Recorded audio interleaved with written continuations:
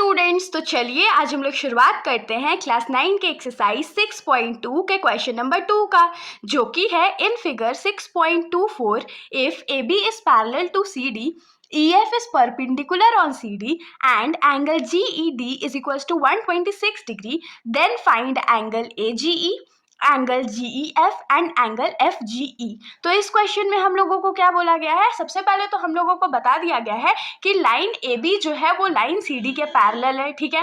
अब आगे क्या बोला है कि लाइन EF जो है, मतलब ये वाला जो लाइन है वो CD के ऊपर परपेंडिकुलर है। और नेक्स्ट हम लोगों को क्या बोला है कि एंगल GED जो है वो 126 डिग्री के बराबर है। तो एंगल GED कौन सा है, तो एंगल GED मतलब कि ये जो पूरा एंगल है वो कितने के बराबर है, तो 126 डिग्री के बराबर है।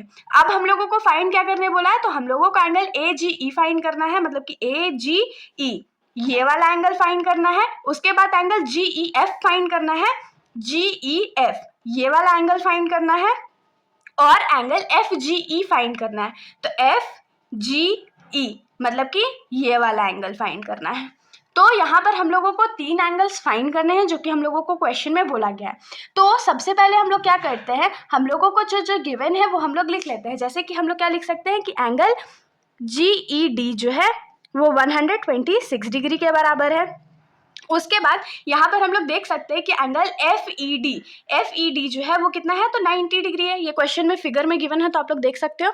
तो यहाँ से क्या लिखेंगे कि एंगल FED जो है वो 90 डिग्री के बराबर है।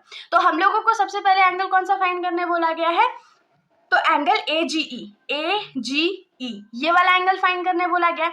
तो अगर कुछ टाइम के लिए आप लोग ये भूल जाओ कि यहाँ पर कोई बीच में लाइन एग्जिस्ट कर रहा है, तो हम लोग क्या देख सकते हैं कि ये AB जो है वो CD के पैरेलल है और GE जो है वो एक ट्रांसवर्सल है।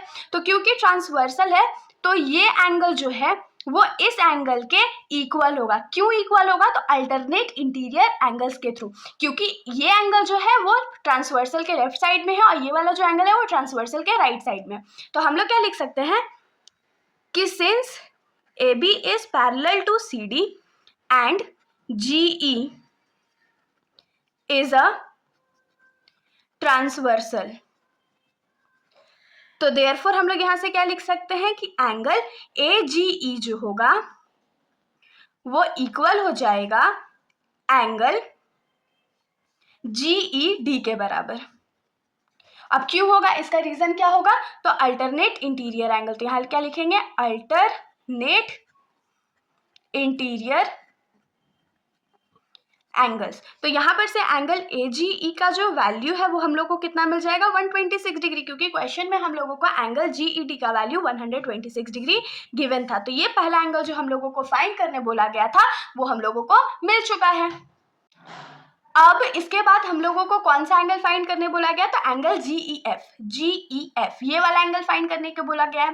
तो इस एंगल को हम लोग कैसे फाइंड कर सकते हैं, तो अगर इस एंगल में से, मतलब एंगल GED में से अगर हम लोग एंगल FED माइनस कर दे तो हमारे पास यही एंगल बचेगा ना। तो हम लोग यहाँ पर क्या लिख सकते हैं कि angle GED minus angle FED अगर करेंगे तो हमारे पास कौन सा एंगल बचेगा, तो एंगल GEF बचेगा। तो यहाँ पर GED का वैल्यू हम लोगों को क्वेश्चन में कितना गिवन है, 126 माइनस एंगल FED का वैल्यू कितना गिवन है, 90 is equals to angle GEF। तो यहाँ से अगर हम लोग 126 में 90 माइनस करते हैं तो 6 में से 0 गया तो 6 बचेगा, 12 में से 9 जाएगा तो 3 बचेगा। तो यहाँ पर से हमारे पास एंगल GEF का जो वैल्यू है वो कितना आ गया, तो 36 डिग्री आ गया। ये हम लोगों को जो सेकंड एंगल है वो भी मिल चुका है। अब हम लोगों को थर्ड एंगल कौन सा फाइंड करने बोला गया था, तो एंगल FGE फाइंड करने मिला था।